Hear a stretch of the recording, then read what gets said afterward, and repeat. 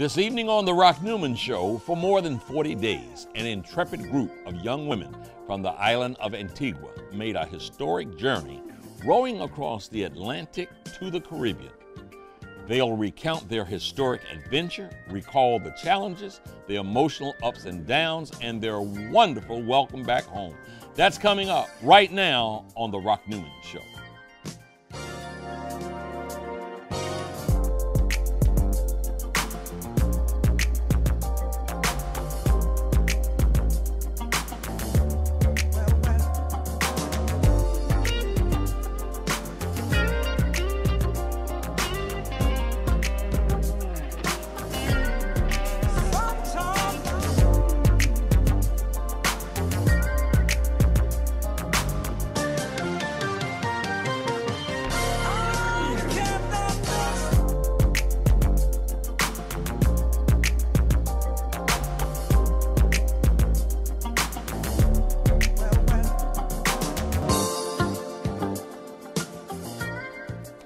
Welcome to the Rock Newman Show from the campus of historic Howard University, located right here in the nation's capital. I'm Rock Newman, and it is my desire to inspire you with personal stories of extraordinary achievement.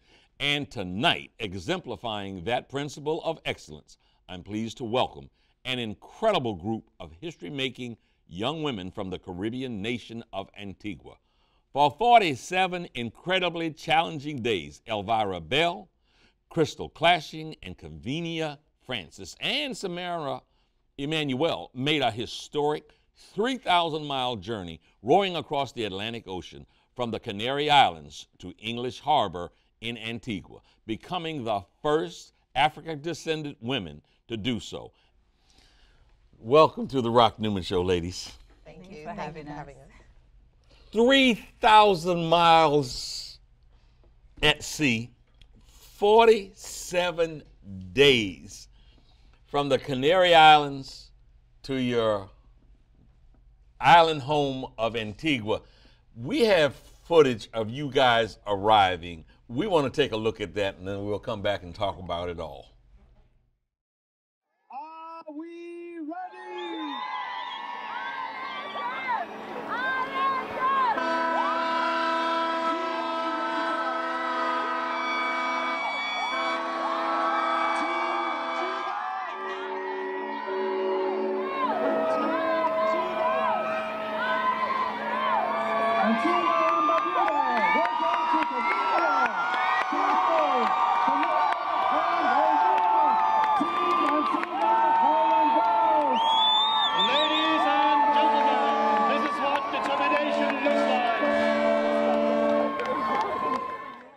That was a triumphant return.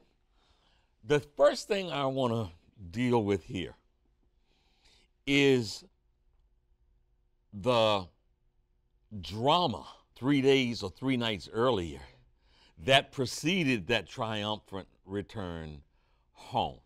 As the captain of the team, Kevinia, Yes. please tell me and tell our audience about what happened 3 nights earlier. Set the stage for us and tell us what happened that made the last 3 days of that journey home so dramatic. Okay, so it was about 1:45 a.m. I was into my my second hour. Christal had just come on shift.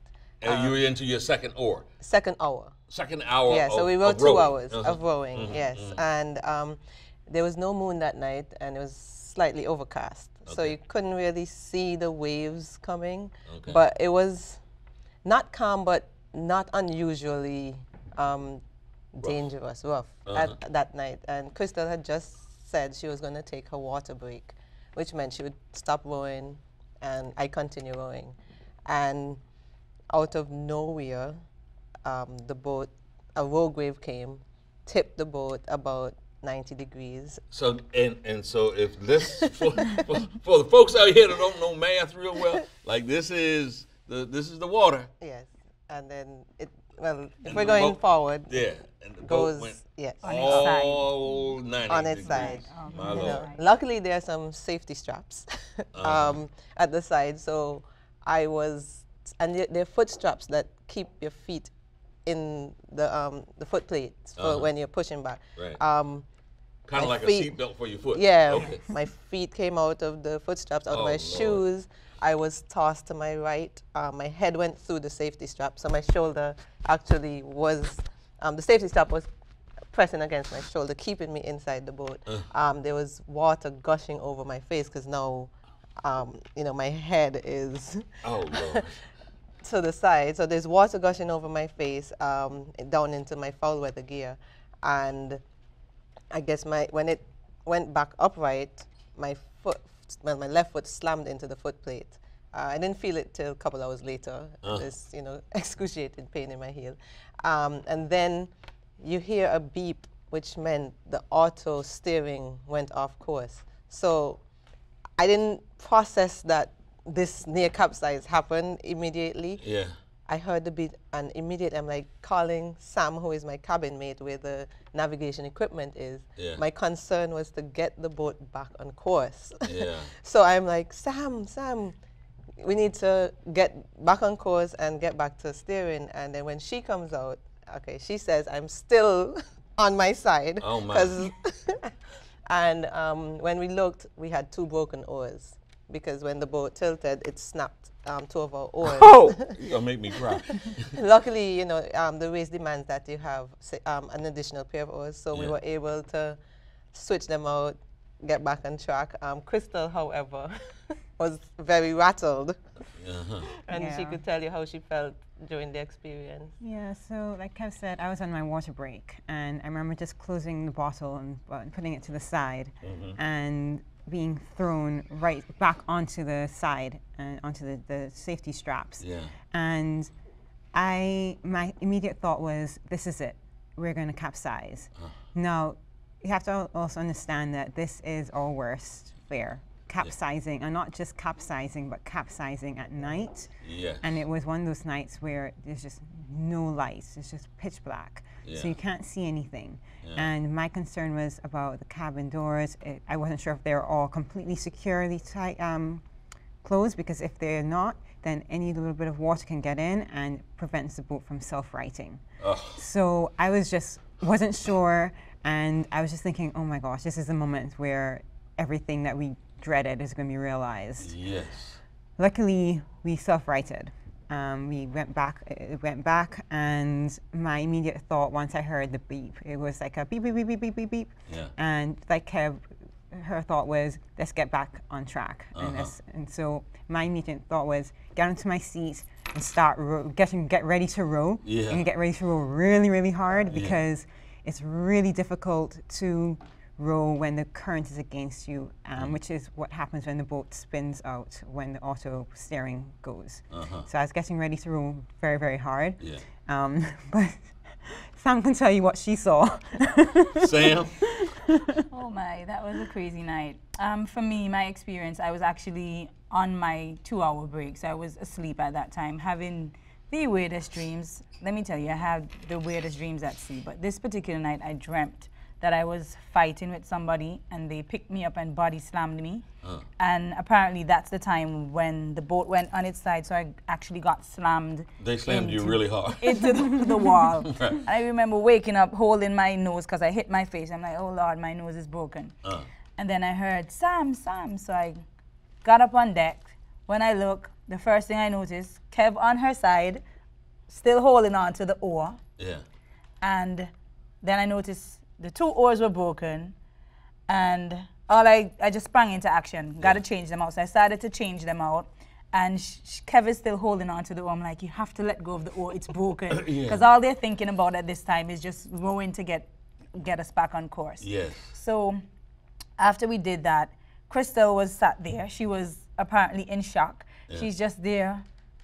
I think in her mind she thinks she's rowing hard, but she was just rowing, and I'm like, what is she doing? She's not even going in the water. I'm like, Christal, now's not the time to So that's some real shock, because you're rowing, and clearly you saw the oars weren't going in the water. Right, yes. Oh, Lord. So it was, and like they said, it's 3 days before we got home. Yes. And before that, we had been having autopilot issues where the system completely failed. So it was just a crazy night. Yeah. So after that, we were really paranoid. Ready to go home. For the rest of the The time. rest of the time. Until Yes. and so tell me this. Well, first of all, we have another video we're going to go to a little. No. Let's go to it now. There's a video after that experience, and before you got into the port, you guys did another video, and I want to show the audience that because that will give them an appreciation for the relief that you all were feeling while this song was being sung. Let's take a look. Hey guys. Hey, good morning from a corner of the Atlantic. Guess what? We can see home, and I have a special song to sing. Fair Antigua, we can see thee, and we're coming home real soon to the smiles of friends and family, not forgetting home-cooked food. Sam, Kevinia, Christal, and Elvira wants to say a big thank you to our sponsors and supporters. See you at the finish soon. See you soon, guys. So, explain your mindset when you're feeling as if this journey is over and you're starting to sing that song. What were you feeling? Let me tell you, the night before I actually, well, for those of you who don't know, it's actually our national anthem, Yeah. and I just moved some words around and put my own spin on it. Yeah. But the night before, I remember Christal had just came off shift and Elvira came on. So I was in my second hour of rowing. Yeah. Elvira was in her first, and Christal was sitting at the back of the boat having something to eat. And then she's like, I can see lights. I'm like, what? You can see lights? So I said, Christal, make sure, get up and have a really good look. And she stood up and she looked and she was like, yes, there's lights there. And then I stopped rowing, I got up and looked back and I could see the loom of Antigua. And also in the distance, I could see the loom of our neighboring island, Guadeloupe. And we just went mad on the boat. We started to scream, jump. I think we forgot we were actually on the rowboat. We just started going crazy because home was right there. Yeah. Finally. Yeah, because you have to remember, we had goals in mind, and we didn't plan on being out there so long. Yeah. So it was just a welcoming, exhilarating feeling, Yes, just it was knowing joy, that home, happiness. you can actually see See it, home. yeah. Yeah, like for the duration of the trip, I would minimize the GPS screen so you could see the Caribbean islands and our boat coming across, and every day they would be really annoyed with me because I would say, Antigua is right there, guys, right there. Even when it was 2,543 miles away. I'm like, Antigua is right there, and they used to be annoyed, but knowing that we can actually see it. You were saying, Kevinia? No, yeah, I was agreeing with them. It was when we actually saw land, because we saw nothing but water and sky for 46 days. Right. So we finally saw land. It was, everybody was just big smiles. We were just happy, looking forward to friends, family, and food.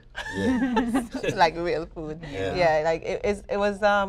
It's hard to explain, the overwhelming joy that we felt. Christal, you want to take a shot? Yeah, I mean, we were just so excited, and we spent the night, and I know I would just kind of, whenever I was off my shift, I would just look up and just see the lights again and be like, oh, Antigua's there, and when I remember waking up to my, I think 9 o'clock shift, and of course by that time you can see everything, and so getting up and you can see land. That's like the island is The just island's close. there, and Yes. it's just, at the end of every shift, it just got closer and closer, and it was amazing. It was so good. Yeah.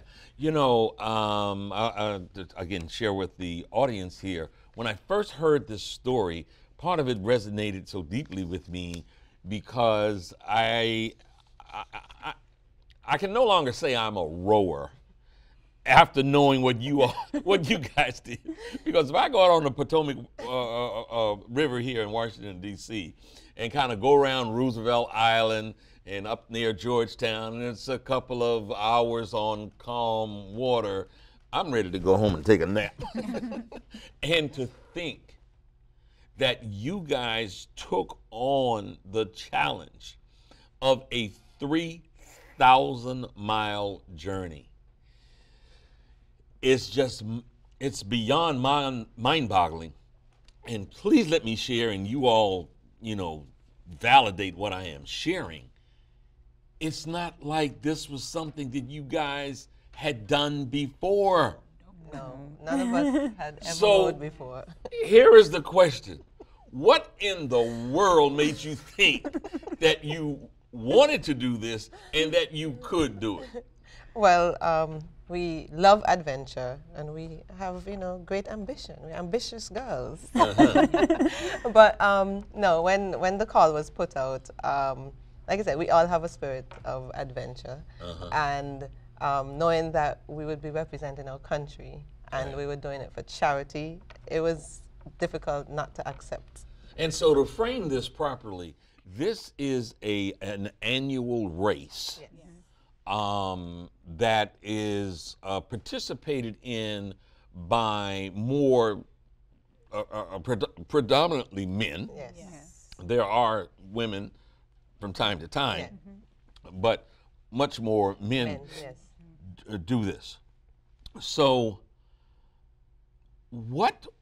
talk to me about your preparation for this. First of all, did you have to convince each other? Talk to me about the process, please. No, Christal and I knew each other because we participate in a lot of the same sporting events, and we attend the same church, our families. So we knew each other.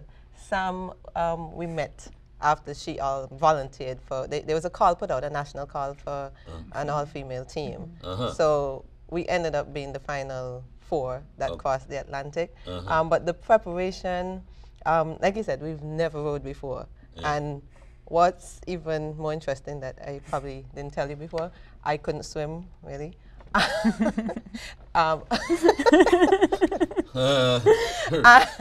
it's not really a requirement. So when I did go try it out, it was more for me a trial, make sure I can do this. I'm not an ocean person, so I wasn't sure how I would handle being on a boat in rough waters and things like that. So in the initial stages, Christal used to laugh at me because I'm like, I'm seeking information, I'm testing it out.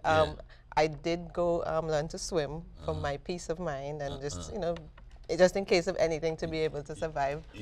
We did do a lot of research on how to row properly. We had the Concept 2 rowers that's also, to work on technique, and we just doubled up on the preparation, research, and time. We did a lot of.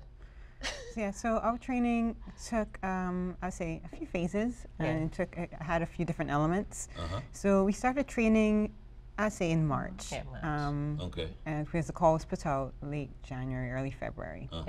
And so we started training in March, and training comprised of being in the gym 6 days a week.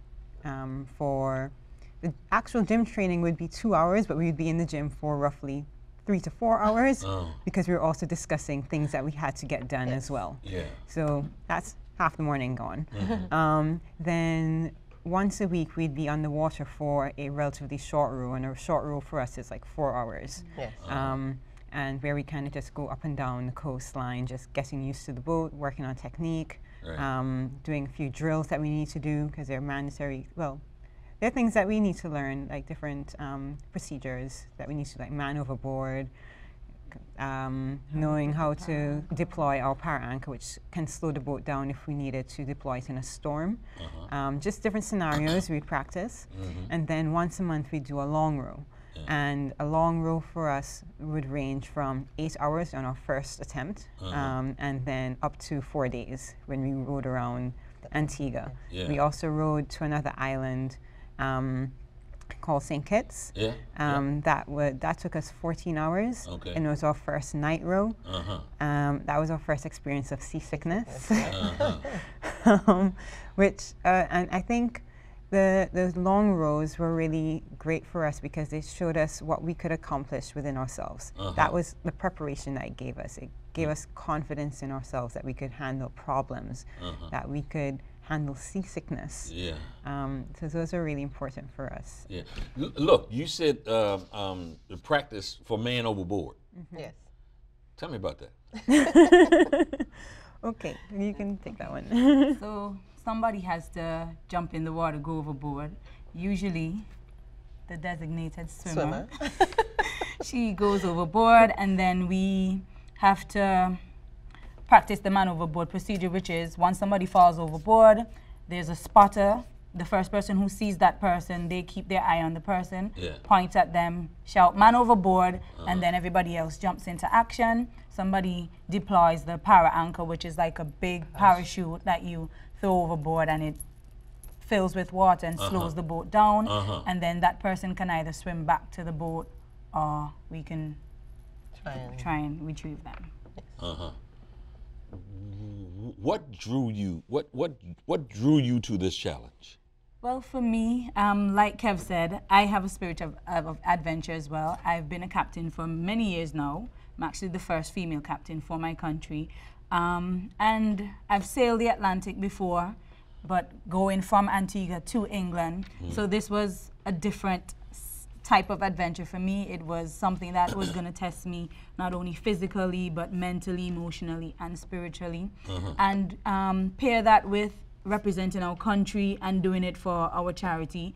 I think that's what really drew my interest in doing the challenge. So you're the first captain, Female. the first female captain, and you actually sailed as the captain? No, I was first mate. You were back then, first mate, but you went from Antigua to England via the Azores. By what?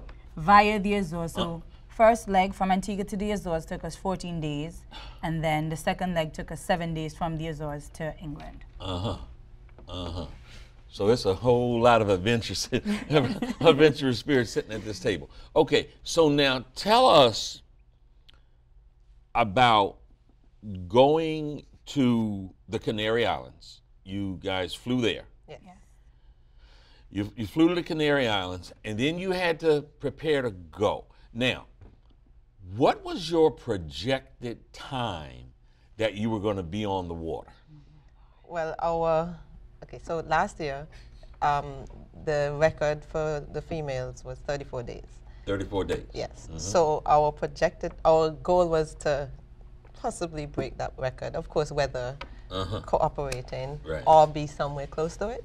So we didn't foresee more than 40 days. Yes. That was our goal was 5 weeks. But didn't happen. The weather did not cooperate the trade this year. weren't trading this year. So you get in. So you get in the water, in the boat. Yes. And you're thinking 34 days or so. Yes. Right in there, trying to look to break that record. Yes. And then there was a misadventure There was early in the process. Who wants to talk about that misadventure? Well, the first issue we had was seasickness. Seasickness. Day one, we had seasickness. Once nightfall hit, it was rough waters, and I think I was the first to actually start. I started feeling nauseous first, and then had something to eat, came back up. Then you was Earl. Yes. Calling on Earl. But which that kind of affected our 3-person row strategy, because our strategy was row hard, 3 persons up for 24 to 36 hours, non-stop, to get some gains. But I don't know if you've ever been seasick, but it kind of, performance decreased, everything. So that made it a little difficult for the 3-person rowing. Elvira, who is absent, she had it really badly. She had to actually, she couldn't row, to the point where she couldn't row. She had to lay down. Everything she took came back up. And so early on right there, you run into those challenges, you run into those issues. that stuff is deep. Some real seasickness is making you, gets you real sick. Did any of you think then, hey, before I get out any further, let me turn around and go back? No. No, I think what happened was that I don't think we realized how serious it was, or we didn't consider how bad seasickness could be until Elvira was on her third day, and we got a call from our weather team, and they were saying, you know, if Elvira doesn't get any better and can't keep anything down, we're gonna have to get her off this boat. And that's when I know for me, it was just like, whoa, I didn't really, this is serious. And you know, it would mean that we'd have some decisions to make, whether we continue, because once according to race rules, as long as someone is off the boat, you can continue the crossing, but you're out of the race. So you can, once you get to Antigua, you can say you've rode the Atlantic and you've done the crossing, but you're no longer in the race itself. So it's a decision you have to make, whether you're going to be in the race or you're going to do the crossing. So these are thoughts that were going through our minds, I think. And also just for Elvira's well-being. So Samara, I saw you kind of recoil a little bit when I asked the question. Was there consideration of whether or not maybe we ought to turn back before this gets worse? Well, for me, I can only speak for myself. I don't think quitting was ever an option. Well, from the moment we started training, you have to remember, most teams train for upwards of 2 years. We only had about 8-9 months training, so like they said, we had to double up everything. So we went into this with the least experience, the least amount of time training, and we have been so busy with the training process, getting the boat prepared, trying to do the school tours and bringing awareness to what we're doing and also our charity, that at that moment, we didn't have a time to sit down and really think about a lot of things. So when we got out there, we kind of looked at it as like, whereas everybody else was nervous going across the Atlantic, it was just another training day for us, another long row, because we've done a few long rows. And when the seasickness started to creep in my mind, I was like, oh, they're gonna get over it, because I know the strength of my team. I know what they're made of. So I didn't even think, I knew Elvira had it really bad, but in my mind was, a few days is gonna pass and then she's gonna get over it. We're gonna get back to our game plan and we're gonna just smash it across. So I didn't think about quitting. I don't think that wasn't an option for any of us. Even Elvira was trying to find solutions while she was sick, and then the weather team reminded us that there was a pill that suppresses the regurgitation, so which she took it. Plus, they also say after a couple of days your body adjusts. So I think a combination of all of that, and it stopped on day 3 for her, and she started to keep things down. So again, I'll share. Last night we were at dinner, and I asked what, you know, I could see you all's reaction. Well, like, that's such a naive question. You probably thought that was a dumb question. But the question I asked was, so I'm thinking you're saying 47 days at sea, that maybe it's somewhat like a cruise ship kind of thing where you pull into a port and you're able to bunk up for a little while, you know, and that sort of thing. And you guys looked at me and was like, no. 47 days at sea was 47 days out in the water at sea. 47 days of us rowing 2, sometimes 3 hours on, and rest for 2 hours. When I say rest includes, you gotta clean yourself, get all the salt, sweat, dirt off of you. You have to try and eat. You have to do minor repairs on the boat or clean the boat. You have to talk to the weather routers, get information on where you're at and your next route. And then you have to try and get some sleep. In our cabin where Kev and I stayed, that is where all the navigational equipment is. So you have the GPS, you have the VHF, you have the sat phones, and you have the noisy autopilot that just goes zzz, zzz, zzz, for the whole night. So let me just say this, and I wanted you to continue, because this is a 25-foot boat. Yes. It's a 25-foot boat, and there's a cabin in the back. And one in the front. And there's a cabin in the front. So there are 2 places where It's a cross between storing equipment Yes. and then for you all to curl up. Right, limited space. Yes. Was it enough space at all for you to just to lie flat out? Yes. Yes. In our room, you could either lay on your back flat, lay on your sides, Curled. or curl up. It was like a coffin. It sounds daunting, but it was like a coffin where you had to put your foot Your legs on went under. the boat. So Christal is the tallest, so was her feet like hanging out? No, so was in in my a ca- different I was in a cabin. different cabin. So they two were in the back cabin, and I was in the front cabin, just shaped kind of like a triangle. And so the front, you have enough space. For me, my legs were okay because we have you have the top, and there's a bunch of stuff in the top there, so I couldn't get my head up there. So I'd have to come down a little bit more. And then there's like a little hole just at the bottom of that base of the triangle. Yeah. And my legs would kind of just dangle in that. So it wasn't luxury at Yeah, all. no. But like Sam said, in our cabin, the only time you can be completely straight is if you're on your back, which I don't sleep on my back.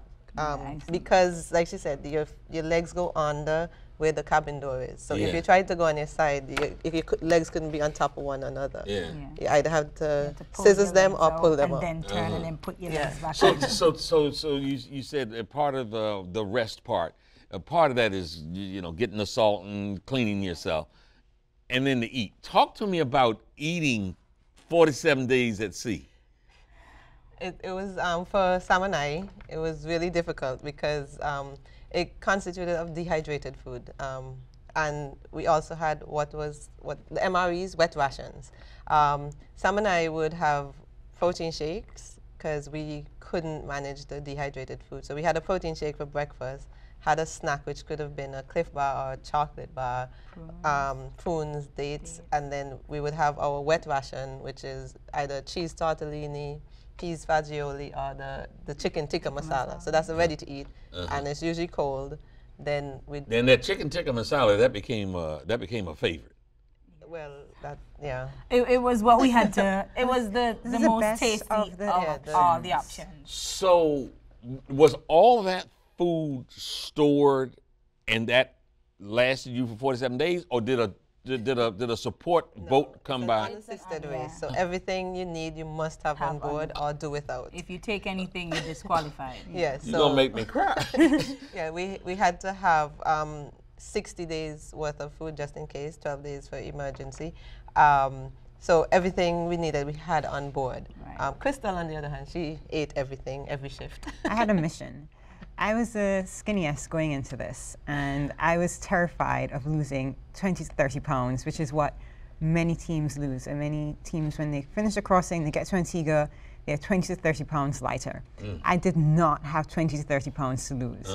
So my mission was to put on a little bit of weight in between our training in England, because we did a month of England before going to the Canary Islands. Okay. So between England and the Canary Islands, I tried to put on a little bit of weight, and then try to eat as much as possible and get as much calories in as possible on the trip, so I would have minimal weight loss. In fact, my aim was to come back heavier than I left. It didn't really work out that way, but it meant I ate through everything.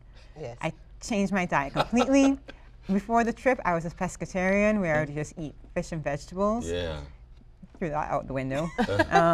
Yeah, so I became a meat eater. They like to think that I was sneaking meat before I made that declaration, but it's not true. I only became a meat eater for this trip. Yeah. And so I just ate everything. So, okay, so now as you're coming across, because someone asked me this morning when I told them, what we were doing tonight, it's like, well, what about like the sharks and the whales and all of that? What did you see or encounter anything moving in the water that caused alarm? Well, Sam was alarmed by anything that Yes, moved I don't in like the sea water. creatures. So unfortunately, we didn't actually get to see any whales or sharks, although Christal and I and Elvira, we wanted to see them. But anytime there was any movement, Sam would freak out. And listen, I saved these girls' lives and they don't even appreciate it. Okay? Tell me how you did that. I kept all the big stuff away. Oh my I gosh. screaming. They got to see dolphins. They Yes. saw a pod with like excess of 60 dolphins It's just amazing. migrating across or whatever they were doing. Yeah. Yeah, that And they was saw lots nice. of flying fish, lots of birds, lots of mai. You know, the problem with the flying fish is that the flying fish come Yeah. into our boat and make the boat They kept stink. slapping Yeah. Christal. And then what would happen at night is that they would come and slap me. So what I'd be rowing Yeah. and go wham right on my face. And I'm Oh like, my. what is this? And just, I felt very offended. How dare they? I know, right? Yeah. So talk to me about weather. Weather. It was pretty good weather throughout. Yeah, I must say for Fortunately, the first 5 weeks, we had, well, starting the race, we had good winds and waves going in our general direction. So the race started pretty good and we were very optimistic about how we're going to finish. Yeah. And then like a week and a half in, everything went dead. It was no wind, Waves. sludgy water, against waves coming us. from the north, south, east, everywhere but the west. So then only then your boat is only propelled by your power, Yes, Yeah. yes, Pure muscle by power. your woman power, not man power, but by your woman power. yes, yes. Yeah. Those days were difficult when there was no wind or the wind was slightly against the nose of the boat. It seems like the viscosity of the water changes during those times, and it felt like thick, sludgy mud. Yeah. Like your effort, the greatest effort, produced very little movement.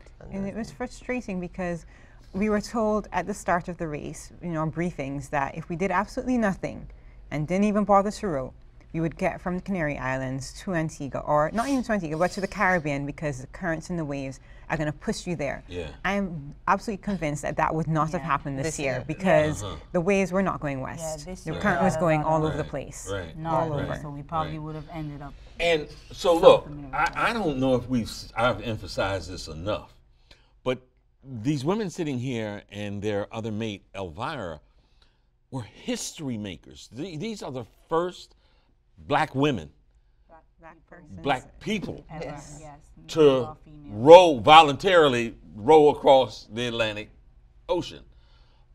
Part of that journey and part of the route was the route that the slave ships took. Yes. Did you think about that at all? Every day. Constantly. Yes, every day. Every We day, spoke every about shift. it. We used that too as part of our motivation and inspiration when problems did arrive, when we had the broken oars, when we had the Sludgy autopilot, the difficult days that they were able to endure this, and they had less than ideal conditions. We would talk to our ancestors for continued guidance. Yes. Protection. Protection. Yeah, we did every day. Every day we actually spoke about it. Share one of those conversations.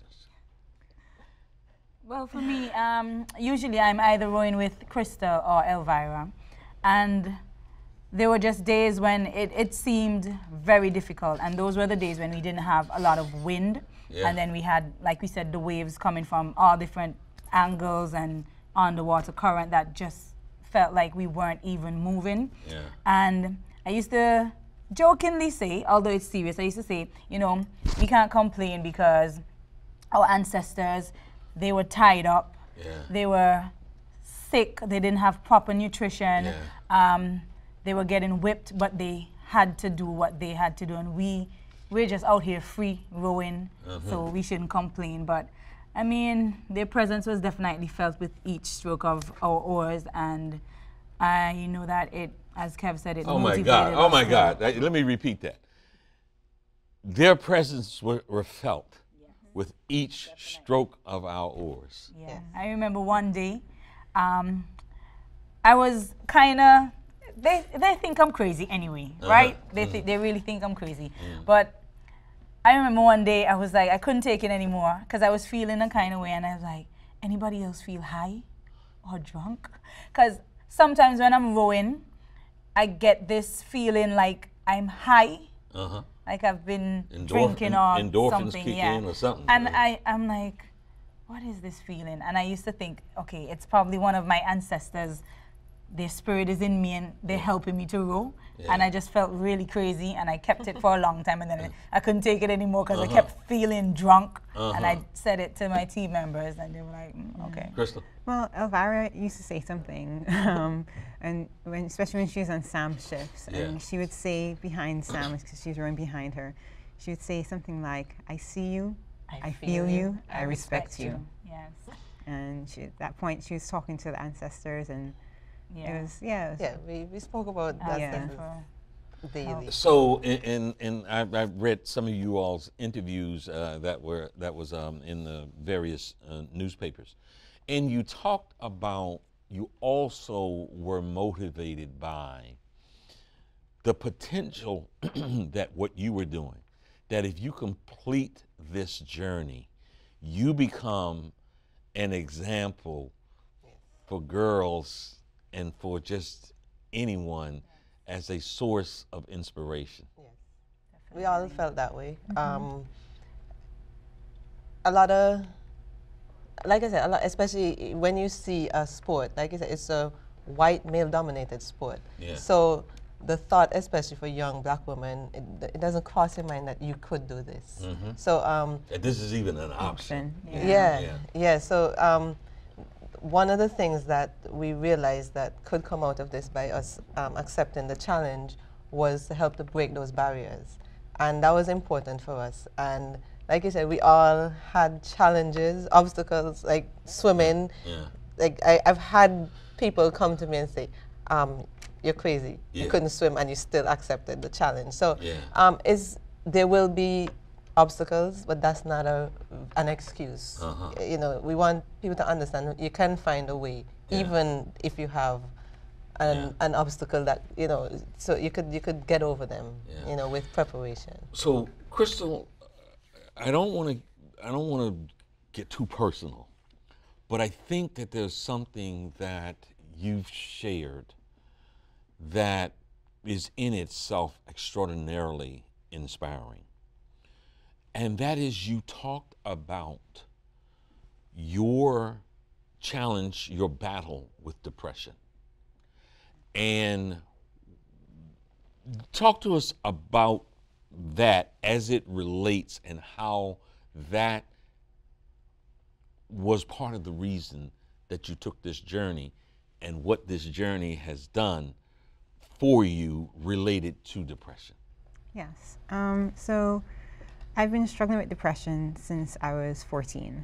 I have a condition called premenstrual dysphoric disorder, which means that on the onset of like my menstrual cycle, I experience feelings of depression, severe depression, for 2 weeks. So that's, you think about that in the span of a woman's life, that's pretty much half her life kind of gone into just a depression state. So you can't really do anything. So you really are restricted, and when you say severe depression, I mean, I can't get out of bed.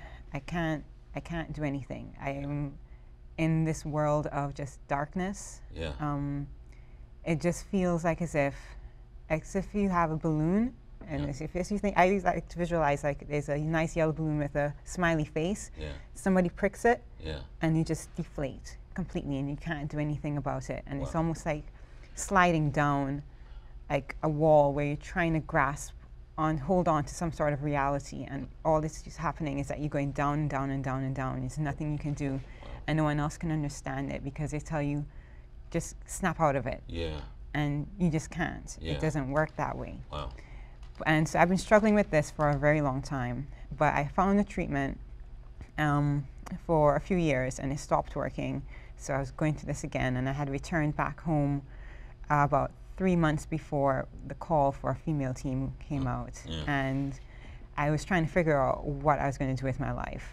I was aware that 30 was coming up. I was turning 30 in a couple of years, and I felt like it wasn't making enough progress in my life, and attributed some of that to the depression, and just not being able to move as much as I wanted to.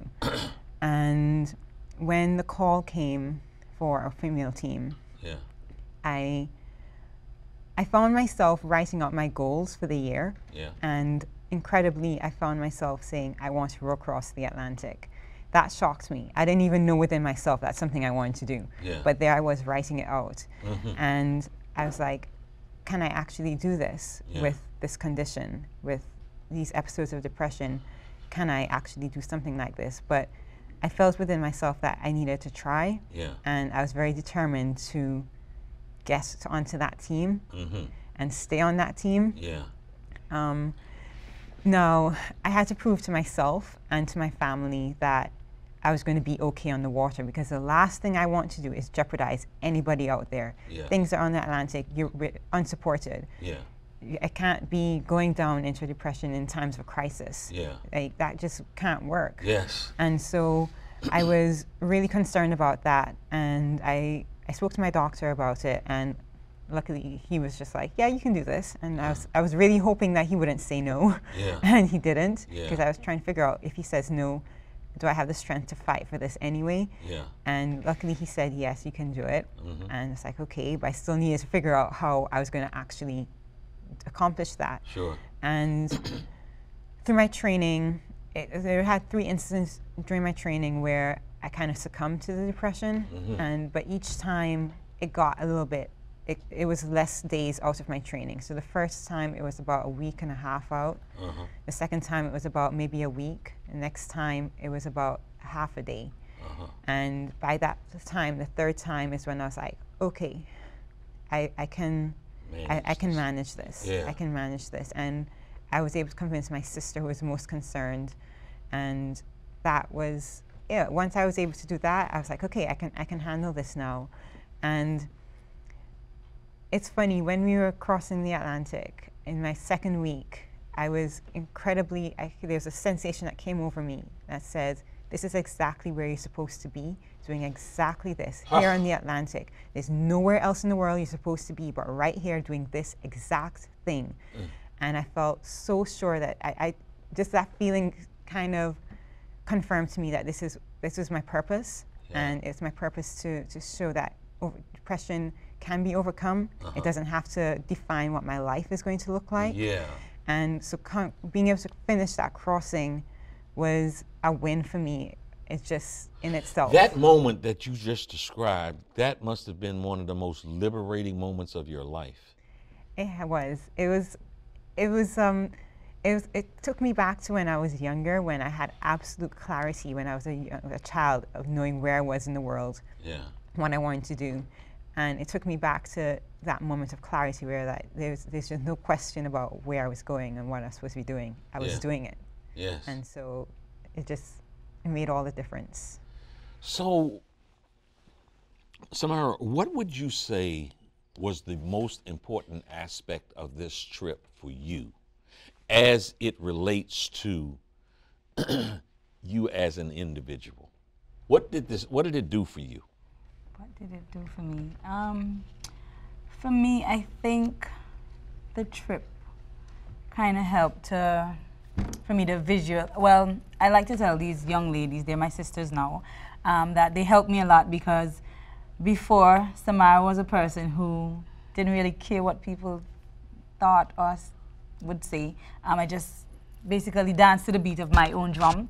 But I'm more aware now that I should be more mindful of the things I say, the things I do, and yeah, because there are a lot of young ladies and young men coming up in society that are looking up to me, and don't want to disappoint them at all. So, yeah. So it made you more responsible? More responsible, yes. Yeah, you can say that. I gained a lot of patience before I didn't have patience. I've been more tolerant.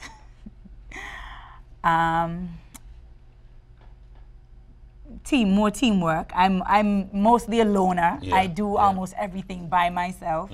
All my adventures are mostly done by myself. So, you know, pairing up with these lovely young ladies have given me that bond, that friendship, sisterhood that I didn't have before. So yeah. Captain? Yes. Oh, so what did it do? What has it done for you as an individual? As an individual, you know, like they all said, we all became better people. Just working with a team in that small space for that length of time. We all had to look within ourselves and see how best to go forward. I understood that as the captain, I may have to make unpopular decisions. Once it was for the best, once the decision was best for the team, and I had to learn how to explain my decision to them so that they would understand and support the decision.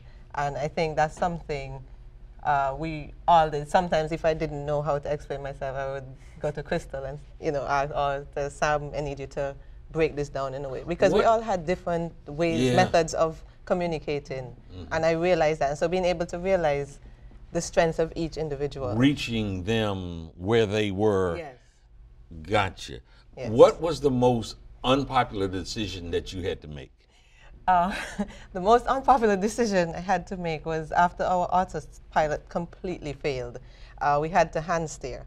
That meant less rest for each person, and it was mentally challenging. We had, after one of my shifts, Christal had come to me after my rest shift, and she said, Kev, we were discussing that because it was really, it's already taxing with the tour on, tour off going. And when you have the hand steer, it was even double as this. So we're all drained at this point. So when I got off shift, Christal was saying that they discussed going on the sea anchor, the power anchor. And of course, initially my thought was, yes, we'll get to sleep. Yeah. However, having assessed the situation, going on the power anchor at that time would mean we would drift wherever the wind and waves are taking us. Yeah. So that would mean probably going south, going backwards, and then we don't know if they were going to find a solution, which meant it might have been lost time unnecessarily. So having to think through all of that and going with that, like I had to explain, no, we can't go on power anchor because we're going to possibly lose time.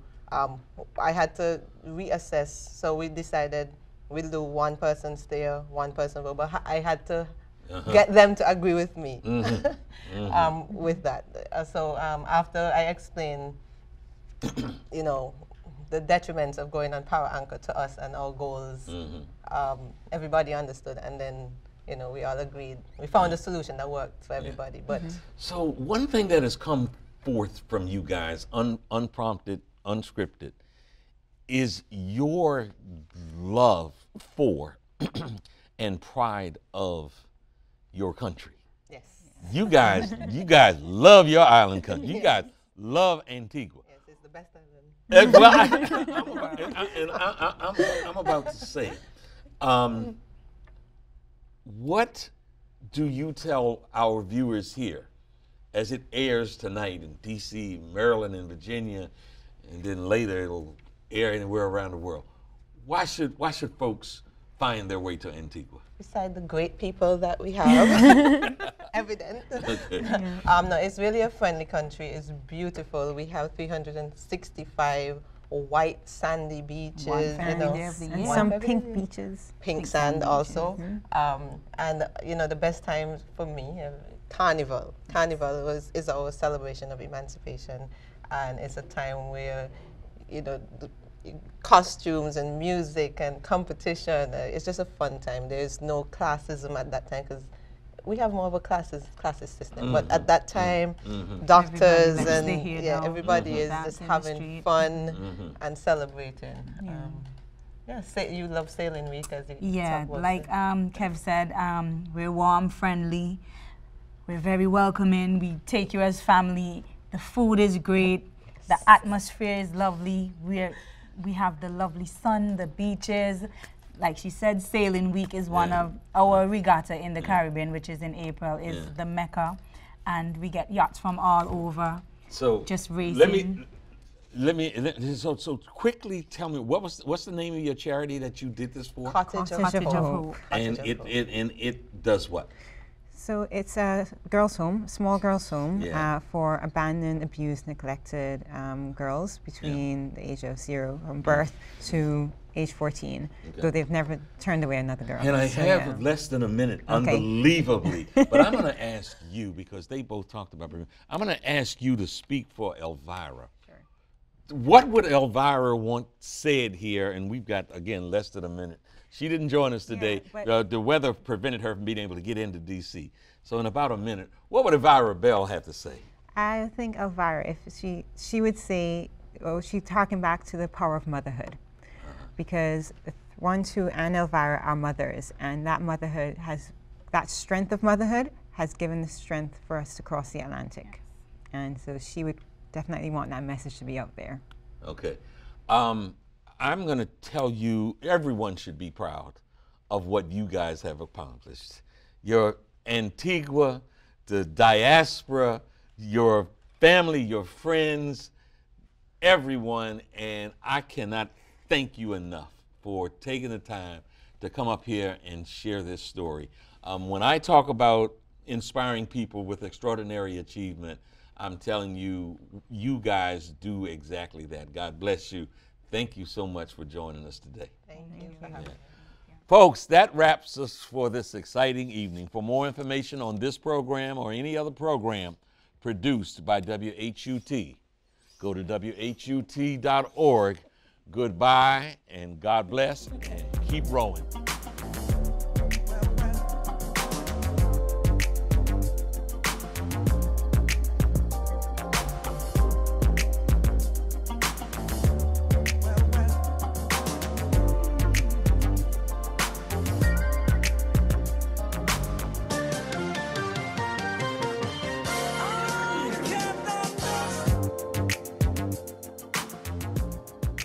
This program was produced by WHUT, Howard University Television, and made possible by contributions from viewers like you.